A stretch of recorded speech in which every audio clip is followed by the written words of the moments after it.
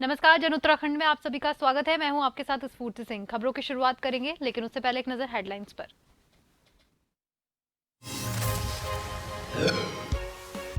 धामी ने लोक सेवा आयोग और प्रशासन का जताया आभार, कहा सभी जिला प्रशासन ने किया बेहतर कार्य।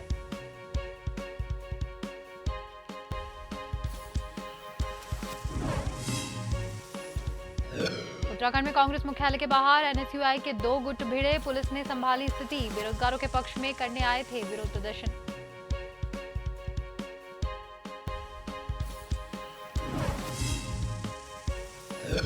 महाराष्ट्र राज्यपाल के पद से कोश्यारी के इस्तीफे के बाद उत्तराखंड में सियासत, कांग्रेस बीजेपी का आरोप प्रत्यारोप, विवादों को लेकर चर्चित रहे सिंह कोश्यारी के इस्तीफे के बाद। समाज कल्याण के मंत्री चंदन राम दास ने की समीक्षा बैठक। दिव्यांगों की दी जाने वाली राशि 3 से 8 हजार रुपए की 13 जिलों में लगाए जाएंगे कैंप। और उत्तराखंड में मौसम विभाग ने जारी किया पूर्वानुमान। प्रदेशवासियों को गर्मी से नहीं मिलेगी कोई राहत, आने वाले 4 दिनों में बारिश का नहीं अंदेशा।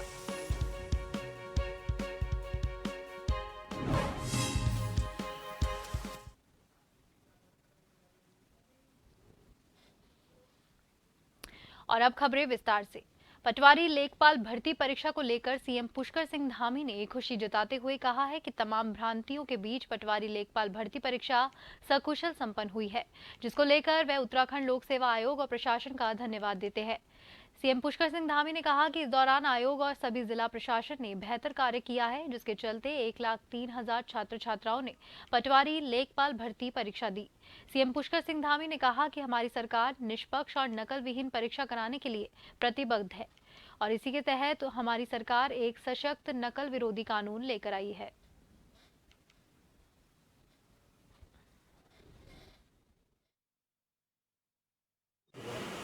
एक लाख 3,000 छात्र छात्राओं ने, हमारे बेटे बेटियों ने, भाई बहनों ने इस परीक्षा में भाग लिया है। मैं उन सभी को शुभकामनाएं देता हूं भविष्य के लिए, और आयोग को भी, हमारे प्रशासन को भी, सभी को मैं बधाई देता हूं कि इतने सारे संदेहों के बीच में, तमाम प्रकार के मनगढ़ंत जो चीज़ें उछाली जा रही थी, स्थिति को संदेहास्पद बनाने का भरसक प्रयास किया गया। उसके बावजूद भी आयोग ने जहां और प्रशासन ने सफलतापूर्वक शांतिपूर्ण तरीके से इस परीक्षा को संपन्न किया और 1,03,000 छात्रों ने इसमें भाग लिया, जो बहुत बड़ी बात है। कुछ लोगों ने कुछ भ्रांतियां फैलाने का भी प्रयास किया है।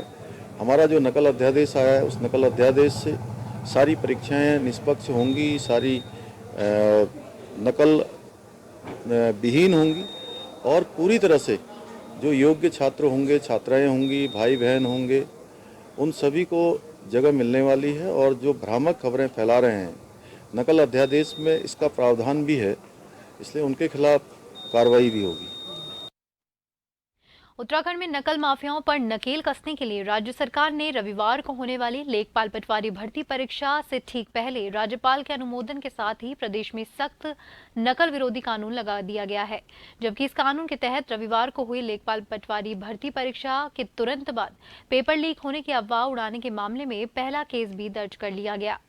नए कानून के तहत उत्तरकाशी में भ्रामक सूचना फैलाने वाले आरोपों में एक अभियुक्त कानून के तहत मुकदमा दर्ज किया गया है। ADG law and order V Murugesan का कहना है कि परीक्षा होने के बाद एक अभ्यर्थी ने पेपर लीक होने को लेकर ओटीटी प्लेटफॉर्म पर अफवाह फैलाने का काम किया था, जिसके ऊपर नए कानून के तहत मुकदमा दर्ज कर लिया गया है और आगे भी इसी मामले में जांच जारी है।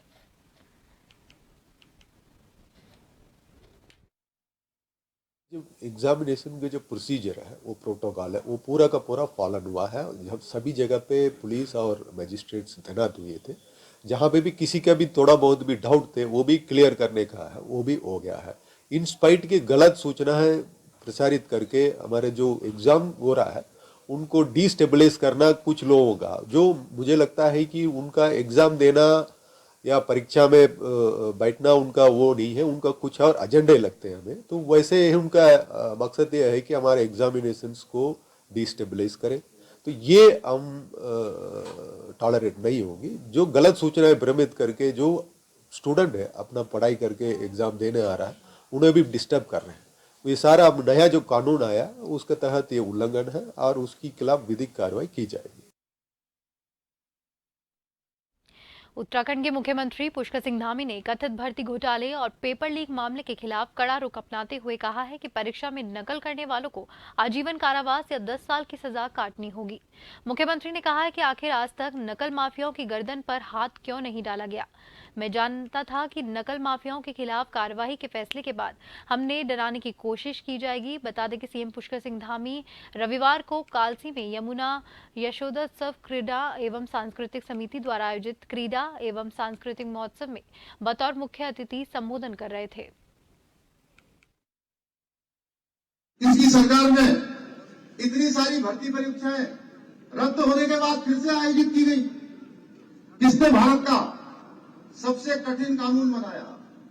कौन सी सरकार है जिसने आज इस नकल के क्षेत्र में अपराध करने वालों को, नकल में पकड़े जाने वालों के लिए 10 साल की सजा का प्रावधान, उम्र कैद की सजा का प्रावधान, उसकी सारी संपत्ति जब्त करने का प्रावधान, और जो पकड़ा जाएगा भाइयों बहनों, वह जो परीक्षा में भाग लेने वाला परीक्षार्थी होगा, अगर वह पकड़ा जाएगा तो उसको आगे चलकर 10 वर्षों तक किसी भी परीक्षा में भाग लेने का कोई अवसर प्राप्त नहीं होगा। भाइयों बहनों, ये सबसे हिंदुस्तान का सख्त कानून बनाने का काम हमने किया है। भाइयों बहनों, खबर देहरादून से है, जहां कांग्रेस मुख्यालय के बाहर एनएसयूआई के गुट आपस में भिड़ गए। मौके पर पुलिस ने पहुंचकर इस मामले को संभाला और शांत करवाया। आपको बता दें कि बेरोजगार युवाओं पर हुए लाठीचार्ज के विरोध में विभिन्न मुद्दों को लेकर कांग्रेस का सचिवालय घेराव का कार्यक्रम था।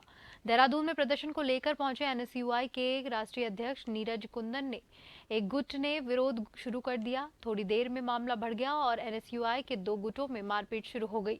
पुलिस ने किसी तरह हंगामा शांत करवाया। दोनों गुट लड़ते लड़ते बीच सड़क पर जा पहुंचे, जहां पुलिस ने किसी तरह से मामले को शांत करवाया। दोनों गुटों में हुई इस मारपीट ने कांग्रेस की फजीहत करा दी है। उसमें कुछ आप जान सकते हैं कि जब भी कोई पॉलिटिकल प्रोग्राम होता है तो उसमें कोई जो है इनडिसिप्लिन, कोई बाहर के तत्व जो है वो जानबूझकर भेजे जाते हैं, क्योंकि ये जो अभी लड़ाई है, ये लड़ाई पूरे प्रदेश भर के युवाओं की लड़ाई लड़ी जा रही है। तो भाजपा तो कभी चाहेगी नहीं कि ये लड़ाई लड़ी जाए। भाजपा कभी चाहेगी नहीं कि बेरोजगारी के खिलाफ कोई आवाज़ उठाए, जो इनके भ्रष्टाचार की उनके खिलाफ आवाज़ है। तो जाहिर सी बात है वो किसी तरीके से इस मुहिम को कमज़ोर करने की कोशिश करेगी। परंतु मैं आपके माध्यम से ये बताना चाहता हूं कि कांग्रेस पार्टी हो, एनएसयूआई हो, वो इस लड़ाई को जो है वो आखिरी दम तक जो है हम लड़ते रहेंगे। उत्तराखंड में बेरोजगार युवाओं पर सियासत थमने का नाम नहीं ले रही है। कांग्रेस ने फिर धामी सरकार के खिलाफ जमकर विरोध प्रदर्शन किया। कांग्रेस के पूर्व प्रदेश अध्यक्ष और चक्राता विधायक प्रीतम सिंह ने कहा है कि प्रदेश में हो रहे परीक्षा पेपर लीक मामले में उत्तराखंड के नौजवान चाहते हैं कि इसकी सीबीआई जांच हो। शांतिपूर्ण तरीके से प्रदर्शन किया जा रहा था, उस पर बर्बरतापूर्वक लाठीचार्ज किया गया। हम उनकी कड़े शब्दों में निंदा करते हैं।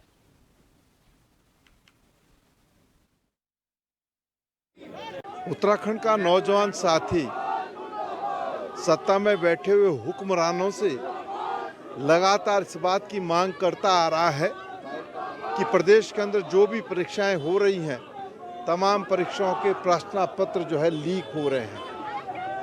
इसलिए नौजवान साथी चाहता है कि इसकी सीबीआई जांच हो, लेकिन सत्ता में बैठे हुए लोग सीबीआई जांच से कदम पीछे खींचने का काम कर रहे हैं और इसलिए नौजवान साथियों में आक्रोश है। ये मांगे बिल्कुल स्पष्ट हैं कि वर्तमान में जहाँ पे भाजपा की जो सरकार है, आए दिन यहाँ पे जो है परीक्षाएं जो है छात्रों की वो जो है वो लीक हो जाती हैं। आज के इस दौर में, वर्तमान के समय में जो है उत्तराखंड की भाजपा की जो सरकार है, मानो उन्होंने पर्चा लीक में पीएचडी सी हासिल कर ली है मुख्यमंत्री साहब ने। मुझे पूरा दावा है कि आने वाले समय में कहीं पर्चा लीक करने में कोई पीएचडी की कोई डीम्ड यूनिवर्सिटी कहीं खुलेगी तो उसके वाइस चांसलर जो हैं वो यहाँ के मुख्यमंत्री रहेंगे। महाराष्ट्र के राज्यपाल भगत सिंह कोश्यारी ने अपने पद से इस्तीफा दे दिया है। भगत सिंह कोश्यारी का अपने पद से इस्तीफा देने के बाद उत्तराखंड में भी सियासत छिड़ने लगी है। आशंका जताई जा रही है कि कई बार भगत सिंह कोश्यारी अपने विवादित बयानों के कारण चर्चित रहे हैं। जहां भाजपा को सफाई देनी पड़ती है, वहीं कोश्यारी के इस्तीफे के बाद भाजपा कुछ भी कहने से बचते नजर आ रही है। लेकिन उत्तराखंड भाजपा मीडिया प्रभारी मनवीर चौहान ने कहा है कि भगत सिंह कोश्यारी हमारे वरिष्ठ नेता है, जिनका समय समय पर हमें मार्गदर्शन मिलता रहा है और आगे भी उत्तराखंड को उनके मार्गदर्शन से लाभ मिलेगा।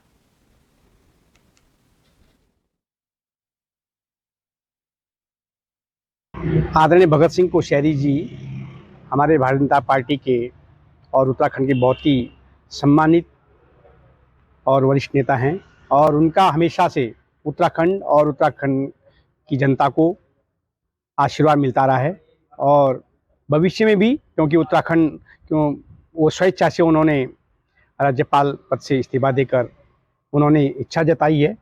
उनका हमें भारतीय जनता पार्टी के पूरे परिवार को मार्गदर्शन मिलता रहेगा, ऐसी हमको सबको उम्मीद है। ऐसा है, कोश्यारी जी ये उनका आंतरिक मामला है कि उन्होंने त्यागपत्र दिया, उनका त्यागपत्र स्वीकार हुआ, वो उत्तराखंड आए, या हम सिर्फ इतना चाहते हैं कि कोई भी आए उत्तराखंड, भारतीय जनता पार्टी किसी को भी अपना यहाँ मुख्यमंत्री नामित करे। हमें इतना मतलब है कि वो हमारे इन प्रश्नों का जवाब दे दे कि अंकिता भंडारी के साथ जो अन्याय हुआ उसमें वीआईपी कौन था। कोश्यारी जी आके जवाब दे दें, स्वागत है उनका। कोश्यारी जी आके इस बात का जवाब दे दें कि हमारे युवाओं पर ये लाठीचार्ज और ये खून खराबा ये क्यों हुआ, क्या इसीलिए ये सरकार चुनी गई थी, वो जवाब दे दें। खबर देहरादून से है, जहां मंत्री चंदन रामदास ने विधानसभा में समाज कल्याण, जनजाति, दिव्यांग और अल्पसंख्यक कल्याण की योजनाओं को लेकर समीक्षा बैठक की। बैठक के बाद प्रेस वार्ता कर मंत्री चंदन रामदास ने बैठक से संबंधित विस्तार से जानकारी देते हुए बताया कि दिव्यांगों को दी जाने वाली 3,000 रुपए की धनराशि को बढ़ाकर 8,000 रुपए कर दिया गया है। वहीं दिव्यांगों के लिए मार्च से पहले सभी 13 जिलों में कैंप लगाया जाएगा और इस कैंप में मंत्री विधायक मौजूद रहेंगे और इस कैंप के माध्यम से दिव्यांग को पेंशन, छात्रवृत्ति के साथ साथ वृद्ध को आंखों के चश्मे, कान की मशीन, व्हीलचेयर वितरित की जाएगी। हमने जो दिव्यांग पेंशन की जो धनराशि थी, हमने उसको 3,000 से बढ़ा के 8,000 की है। हमने प्रत्येक जनपद में दिव्यांग कैंप लगाने का विचार किया है और 13 के 13 जनपद में वृद्धावस्था पेंशन, दिव्यांग पेंशन, छात्रवृत्ति के रजिस्ट्रेशन, प्रमाण पत्र और जो वित्त निगम है, हमारे वित्त निगम से हम ऋण शिविर भी हम लगाने जा रहे हैं। तो 13 के 13 जनपदों में हमारे माननीय विधायकगण रहेंगे, माननीय मंत्रीगण रहेंगे, कहीं मैं रहूंगा और कहीं हम वर्चुअली जोड़ेंगे। खबरों में वक्त हो गया है एक छोटे से ब्रेक का।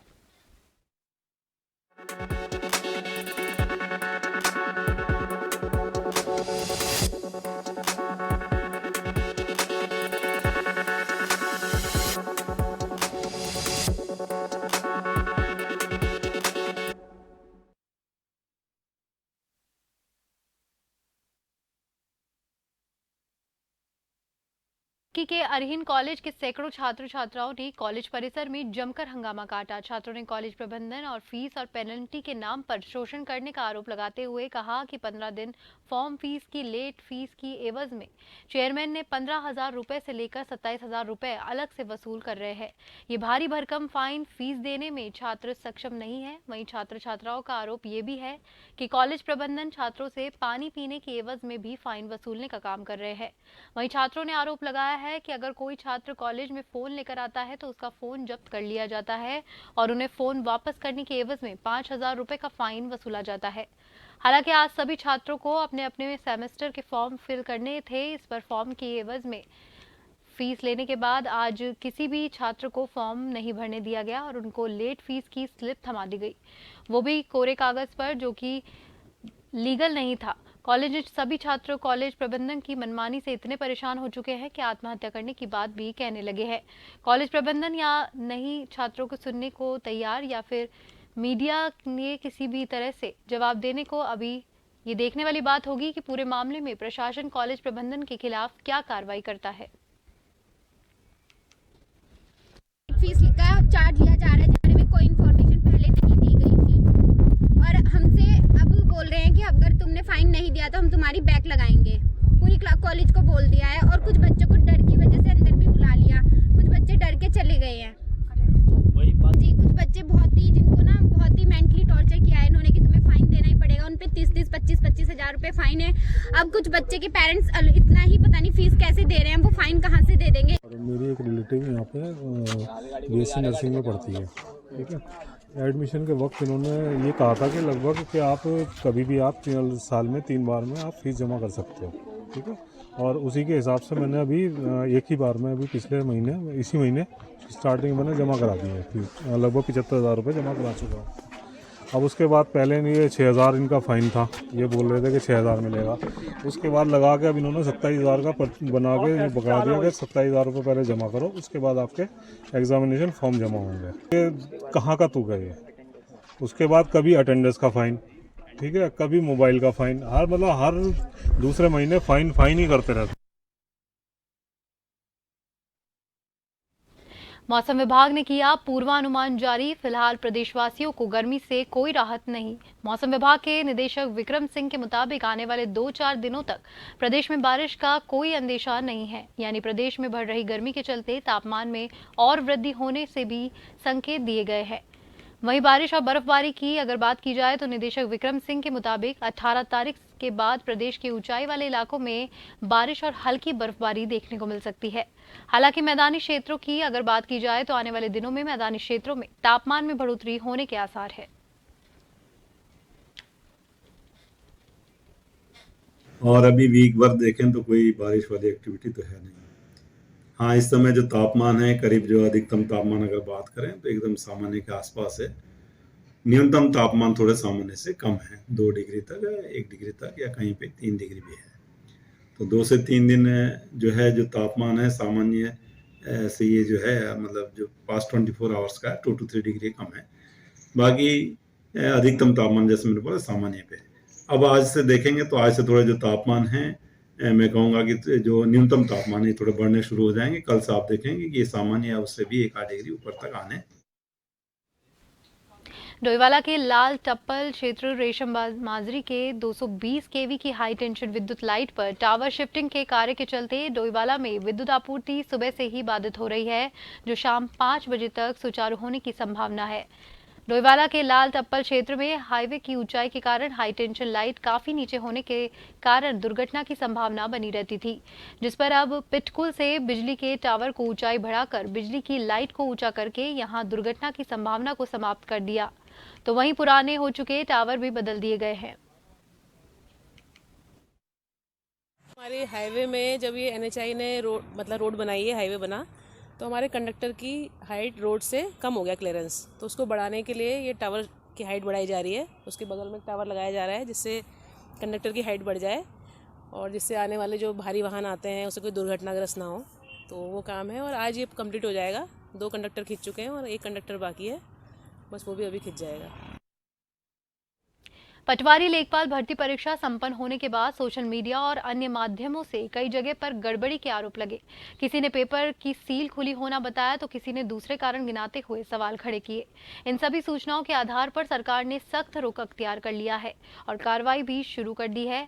अब वहीं उत्तराखंड के सीएम पुष्कर सिंह धामी का कहना है कि भर्ती परीक्षाओं को कुछ लोग अफवाह फैला रहे हैं, उस पर भी कार्रवाई जारी है। आगे जितनी भी परीक्षाएं जो भविष्य में होने वाली हैं वो सब कैलेंडर के अनुरूप होंगी। कैलेंडर जारी हो गया है और सभी नकल अध्यादेश से आच्छादित होंगी। सख्त नकल अध्यादेश पूरे भारत का हमने बनाया है और अब कहीं भी कोई भी अगर इस प्रकार की बात आती है तो उस पर नकल अध्यादेश की कार्रवाई होगी।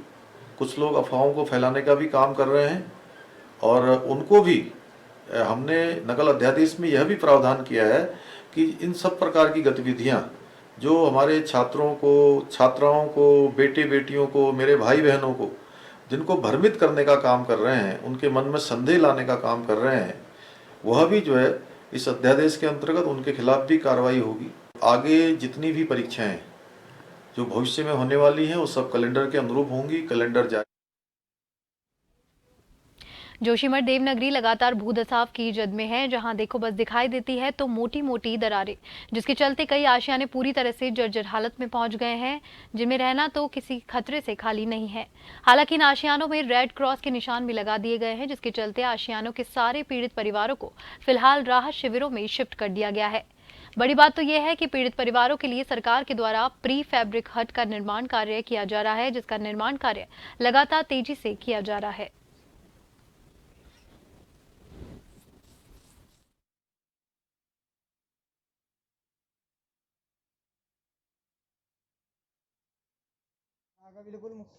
और सरकार विस्थापितों के लिए पूरा पुनर्वास करने के लिए तत्पर है।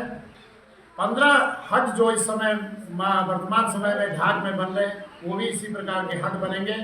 तो मेरा सभी लोगों से निवेदन है जो आपदा में इस प्रकार से ग्रसित है, उन सब से मेरा निवेदन है कि उद्यान विभाग की इन हटों को देख करके जो सरकार आगे हटों का निर्माण करेगी तो इसी प्रकार से फैब्रिक हट 9 फरवरी को देहरादून के पुलिसकर्मियों पर हुए पथराव मामले में कुछ अराजक तत्वों का चिन्हित किया गया है। ये कहना है एसएसपी देहरादून दिलीप सिंह कुंवर का। उन्होंने बताया कि बेरोजगार संघ द्वारा गांधी पार्क में दिए जा रहे धरने प्रदर्शन के दौरान कुछ असामाजिक तत्वों द्वारा अराजकता फैलाते हुए मौजूद पुलिस पर पथराव किया गया था, जिसमें कुछ पुलिसकर्मियों को चोटें भी आई थी। साथ ही सार्वजनिक और सरकारी संपत्ति को नुकसान हुआ था। पुलिस पार्टी के ऊपर, पुलिस हमारे अधिकारी कर्मचारी के ऊपर जिन्होंने पत्थरबाजी की और पत्थरबाजी करते हुए हमारे अधिकारी कर्मचारी घायल हुए थे, सरकारी संपत्ति का नुकसान हुआ था, व्यापारिक प्रतिष्ठान को नुकसान पहुंचाया गया था।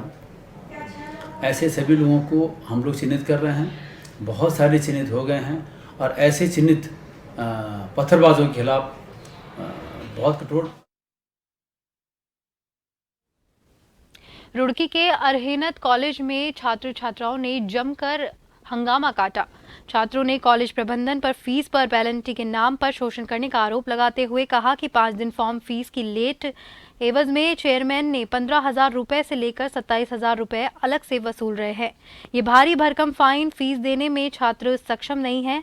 वहीं छात्र छात्राओं का आरोप ये भी है कि कॉलेज प्रबंधन छात्रों से पानी पीने की एवज में भी फाइन वसूलने का काम कर रहे हैं।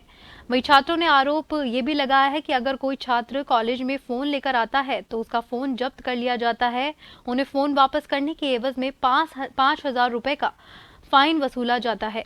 हालांकि आज सभी छात्रों को अपने अपने सेमेस्टर के फॉर्म फिल करने थे, पर फॉर्म की फीस लेने के बाद आज किसी भी छात्र को फॉर्म नहीं भरने दिया गया और उनको लेट फीस की स्लिप समा दी गई, वो भी कोरे कागज पर, जो कि किसी भी तरीके से लीगल नहीं कहा जा सकता।